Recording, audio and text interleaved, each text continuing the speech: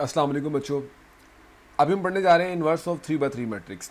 ये तरीका हमारा जो है वो कोफैक्टर मेथड है, जिसमें हम कोफैक्टर्स की मदद से जो है वो इन्वर्स फाइंड करेंगे। चलिए स्टार्ट करते हैं। अभी आपको आपकी स्क्रीन पर नज़र आ रहा है 3/3 मैट्रिक्स, यानी ऐसा मैट्रिक्स की 3 रोज़ हैं और 3 ही कॉलम्स हैं। इसका इन्वर्स फाइंड करने के लिए जो हमने 2/2 मैट्रिक्स में फार्मूला पढ़ा था वही फार्मूला है। ए इन्वर्स बराबर है 1/डिटर्मिनेंट इंटू ए एडजॉइंट। इसे हम कह देते हैं क्वेश्चन नंबर 1। अच्छा, अगर हमने ए इन्वर्स फाइंड करना है तो अगेन हमें एडजॉइंट ऑफ ए फाइंड करना पड़ेगा और ए का डिटर्मिनेंट फाइंड करना पड़ेगा। अच्छा, अब इसको फाइंड आउट करने के लिए सबसे पहला जो हम काम करते हैं, लास्ट टाइम हमने डिस्कस किया था कि हम पहले ए का डिटर्मिनेंट फाइंड करेंगे। अगर ए का डिटर्मिनेंट 0 आता है, इट मीन्स दैट कि उसका जो मैट्रिक्स है वो सिंगुलर है, और सिंगुलर मैट्रिक्स का आप इन्वर्स फाइंड नहीं करते, उसमें कहेंगे आप इन्वर्स डज नॉट एग्जिस्ट। अगर डिटर्मिनेंट जो है वो अदर देन 0 आता है, पॉजिटिव आए या नेगेटिव आए मैटर नहीं करता, तो आप उसका इन्वर्स फाइंड कर सकते हैं। इसीलिए मोस्ट इंपॉर्टेंट चीज़ क्या है कि पहले आप ए का डिटर्मिनेंट फाइंड करें। स्टार्ट करते हैं ए का डिटर्मिनेंट फाइंड करने का प्रोसेस। जी, ए का डिटर्मिनेंट फाइंड करने के लिए देखें, आपके पास जो मैट्रिक्स है उसको हमने डिटर्मिनेंट फॉर्म में लिख लिया। इसमें करेंगे क्या, 3/3 मैट्रिक्स में डिटर्मिनेंट निकालने का तरीका कर क्या होता है, इसमें आप जो पहली रो है उसमें 1 को पकड़ेंगे और उस रो और उस कॉलम को कैंसिल कर देंगे। जो 1 आपने सर्कल किया था उसको हम यहाँ लिख लेंगे, और उस रो और उस कॉलम को काटने के बाद जो बाकी बचेगा यहाँ पर उसको हम डिटर्मिनेंट की फॉर्म में लिख लेंगे। उसके बाद फिर हम 2 को पकड़ेंगे, 2 वाली रो और 2 कॉलम को हम कैंसिल कर देंगे, और इस 2 को पकड़ेंगे, यहाँ लिख देंगे, और बाकी -1 0 4 और 2 जो बचा है उसको हम यहाँ लिख देंगे। सेम एज इट इज इसे हम फारिग करेंगे। 3 को पकड़ेंगे जनाब, 3 वाली रो और 3 वाले कॉलम को हम कैंसिल आउट कर देंगे, और जो बाकी बचेगा उसको हम लिख देंगे, और साथ ये जो 3 है, ये 3 को साथ यहाँ लिख के जो बाकी अंदर बच रहा है उसको हम यहाँ पे लिख लेंगे। इसमें ख़ास तौर पे आपने ख्याल रखना है डिटर्मिनेंट निकालते हुए 3/3 का, कि एक बार प्लस आएगा, फिर माइनस, और फिर प्लस, यानी प्लस माइनस प्लस, इस तरह से इसका सीक्वेंस जो है आपने फॉलो करना है। अभी इसमें वही प्रोसेस करेंगे जो आप 2/2 मैट्रिक्स में करते थे। इसको इससे मल्टीप्लाई करेंगे, इसको इससे, इसको इससे, इसको इससे, और 1 को ऐसे लिख दिया, 2 को 0 से मल्टीप्लाई किया आ गया 0, 4 को 2 से मल्टीप्लाई किया क्या आ गया 8, और दरमियान में क्या आएगा माइनस। हमने बताया था 2/2 मैट्रिक्स में कि हमेशा इनको मल्टीप्लाई करते हुए बीच में क्या आता है माइनस। इस तरह से इसको भी इस तरह करेंगे, 2 को 1 से, 2 को -1 से, 0 को 4 से, 2 वैसे ही आ गया, और 2 1 ज़ा 2 -2, 0 को 4 से मल्टीप्लाई किया तो 0। इस तरह इसको भी मल्टीप्लाई करेंगे 3 और सेम आएगा। इसको आपस में माइनस करेंगे 8 0 -8, इस तरह -2 आ गया, इन दोनों को माइनस किया तो -2 ही बच गया, प्लस 3 सेम आ गया, और -2 -0 -2 ही आ गया। अभी आपके पास इसका -8 आ गया, इसका +4 आ गया, इसका -6 आ गया। इन सबको ऐड किया आपने तो आपका ए का डिटर्मिनेंट क्या आ गया -1। ये है 3/3 का डिटर्मिनेंट फाइंड आउट करने का तरीका। 3/3 में एडजॉइंट ऑफ ए निकालने का मेथड जो है वो थोड़ा डिफरेंट है। देन फाइंड एडजॉइंट ऑफ ए।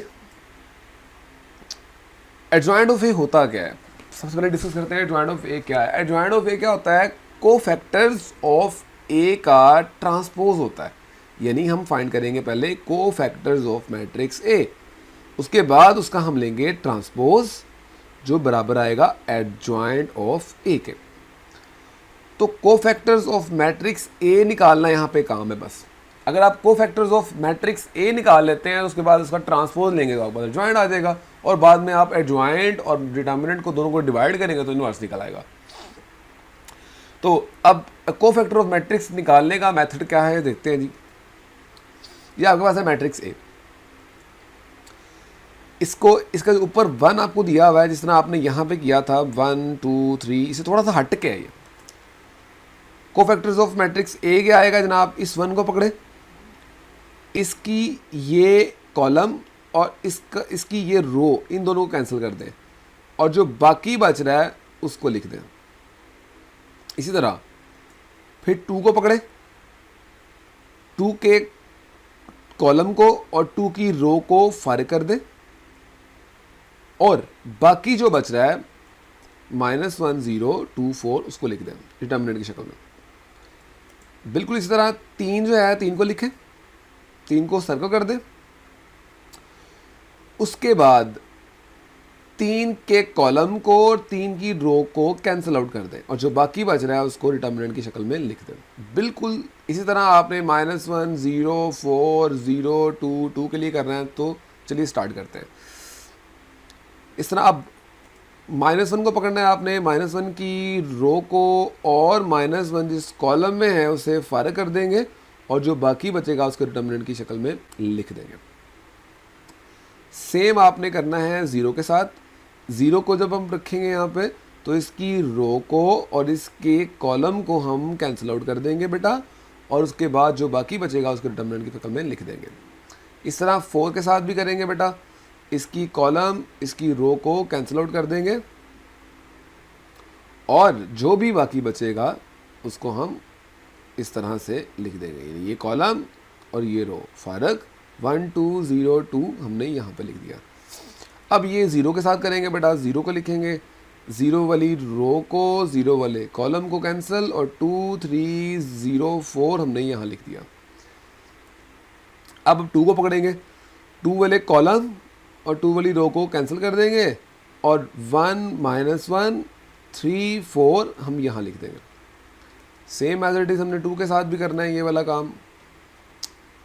अब ये जो आपके पास मैट्रिक्स आए हैं, सब मैट्रिक्स आए हैं, इनको आपने अच्छा इसमें इन सब को लिखने के बाद करने के बाद आपने याद रखना है कि इसमें सारे मैट्रिक्स को आपने साइन देने हैं। कैसे? पहले को पॉजिटिव, दूसरे को नेगेटिव, फिर पॉजिटिव, फिर नेगेटिव, फिर पॉजिटिव, फिर नेगेटिव, फिर पॉजिटिव नेगेटिव और फिर पॉजिटिव, यानी शफल करना है आपने, पॉजिटिव नेगेटिव पॉजिटिव इस तरह करके आपने सबको साइन दे देना है। उसके बाद इनको आपस में मल्टीप्लाई कर देना है। 2 मल्टीप्लाई बाय 0 0, 4 2 8 -8 आ गया। मल्टीप्लाई कर रहे हैं, होप्स हो कि आप मल्टीप्लाई कर लेंगे सबको। इसको मल्टीप्लाई कर दिया, -2 आ गया, सबको मल्टीप्लाई कर देंगे। अब ये मल्टीप्लाई करके आपके पास एक नया मैट्रिक्स आ चुका है। Adjoint of A equal to आएगा कोफैक्टर्स ऑफ मैट्रिक्स के ट्रांसपोज के। तो ये आपके पास है कोफैक्टर्स का मैट्रिक्स, इसका हम करेंगे ट्रांसपोज। ट्रांसपोज में क्या करते हैं? ट्रांसपोज में बेटा हम रोज को कॉलम्स में कन्वर्ट कर देते हैं।